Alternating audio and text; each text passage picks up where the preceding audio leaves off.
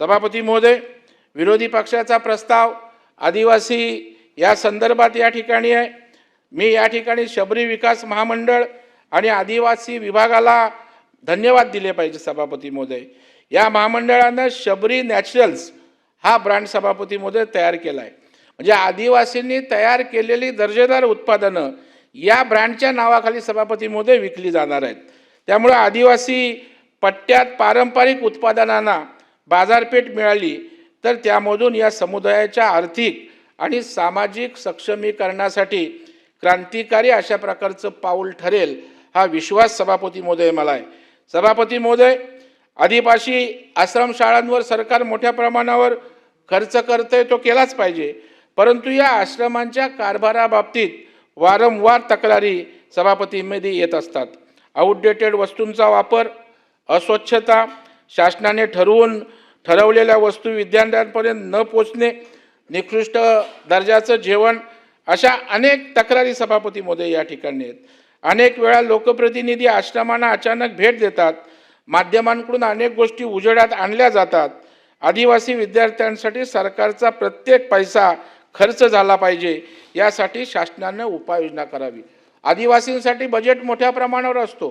केंद्र सरकारच्या, राज्य सरकारच्या आदिवासींना त्या ठिकाणी सहानुभूती असते, पाठबळ असतं, पैसे असतात, परंतु आज ब्युरोक्रॅट्समध्ये त्याच्या बाबतीत उदासीनता आहे। आदिवासींचा विकास झाला पाहिजे म्हणतो, परंतु शासनाच्या योजना त्या आदिवासींपर्यंत पोहोचवून जास्तीत जास्त त्या ठिकाणचे आदिवासी लाभान्वित कसे होतील याचा दुर्दैवाने त्या ठिकाणी अधिकारी वर्ग विचार करत नाही। कारण ही जबाबदारी केवळ लोकप्रतिनिधींची नाही, केवळ निवडून आलेल्या लोकप्रतिनिधींबरोबर सरकारने त्या ठिकाणी घेतलेल्या धोरणांचा नीट वापर करण्याची जबाबदारी, त्या आदिवासींना पैसे उपलब्ध करणं, त्यांच्या जीवनामध्ये सुख समाधान कसं मिळेल याचा विचार करण्याची जबाबदारी सभापती महोदय अधिकारी वर्गांची सुद्धा आहे।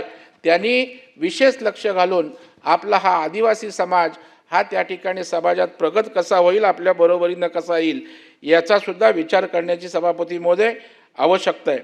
सभापती महोदय, समृद्धी महामार्गाच्या अंतिम टप्प्याच्या उद्घाटन कार्यक्रमातील माननीय उपमुख्यमंत्री अजितदादांचं एक वाक्य माझ्या कायम लक्षात राहण्यासारखं सभापती महोदय। आता isakal.com आहे देशातील नंबर 1 ची मराठी न्यूज वेबसाईट। प्रत्येक अपडेटसाठी isakal.com ला नक्की भेट द्या।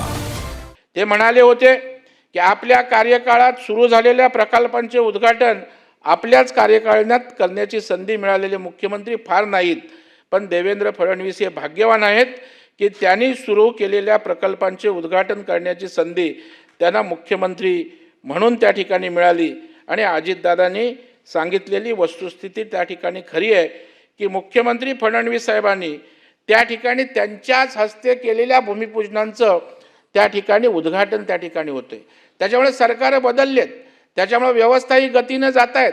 पंतप्रधान नरेंद्र मोदी साहेबांनी त्या ठिकाणी भूमिपूजन केलं अटल सेतूचं, आणि पंतप्रधान नरेंद्र मोदी साहेबांनी अटल सेतूचं उद्घाटन पण नरेंद्र मोदी साहेबांनी केलं।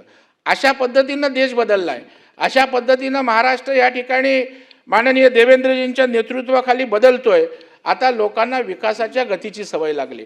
आता 30-30 वर्ष भूमिपूजन व्हायचं, 30-30 वर्ष त्या ठिकाणी येणारी सरकार त्यांचे मंत्री नारळ फोडायचे, परंतु प्रकल्प त्या ठिकाणी ठप्प असायचे। उदाहरणार्थ, ज्या वेळेला मागे उद्धवजी ठाकरेंच्या नेतृत्वाखाली सभापती महोदय सरकार होतं, त्यावेळेला केवळ 4 सुप्रमा दिल्या होत्या सिंचन प्रकल्पाच्या। म्हणजे हे जयंत पाटील साहेब बोलले की आमच्या फाईल जातात, परंतु मुख्यमंत्री कार्यालयात सही होत नाही।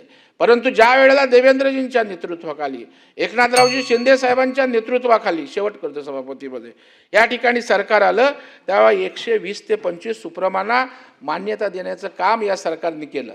त्याच्यामुळे सभापतीमध्ये सरकार प्रचंड प्रमाणावर त्या ठिकाणी काम करतंय। आज सभापती महोदय मेट्रो त्यांनी सुरू केली, कोस्टल रोड सुरू केला, समृद्धी महामार्ग सुरू केला, आणखी असे अनेक प्रकल्प आहेत जे त्यांनी पूर्ण करून दाखवले, आणि सभापती महोदय जनता त्याचा आज प्रत्यक्षदर्शी लाभ घेतोय। सभापती महोदय, या सांगण्यामागे एकच उद्देश आहे, देवेंद्रजी यांनी राज्यातील शेतकऱ्यांना सुखी समाधानी त्या ठिकाणी करायचं आहे। त्यासाठी त्यांनी शाश्वत शेतीच्या अनेक योजना सुरू केल्या। दिवसा वीज सिंचनासाठी त्या ठिकाणी त्यांनी या प्रकल्पांची सुरुवात केली। ते प्रकल्प पूर्ण होऊन त्यांच्याच कार्यकाळात जनतेला सुपूर्द होतील अशा प्रकारचा विश्वास व्यक्त करतो. या राज्यातील बळीराजाला सुखी आणि संपन्न करण्याचं स्वप्न पाहणाऱ्या देवेंद्रजींना आणि त्यांच्या सरकारला शक्ती मिळो अशा प्रकारच्या या प्रस्तावाच्या निमित्तानं मी शुभकामना देतो. थांबतो. धन्यवाद. जय हिंद, जय महाराष्ट्र.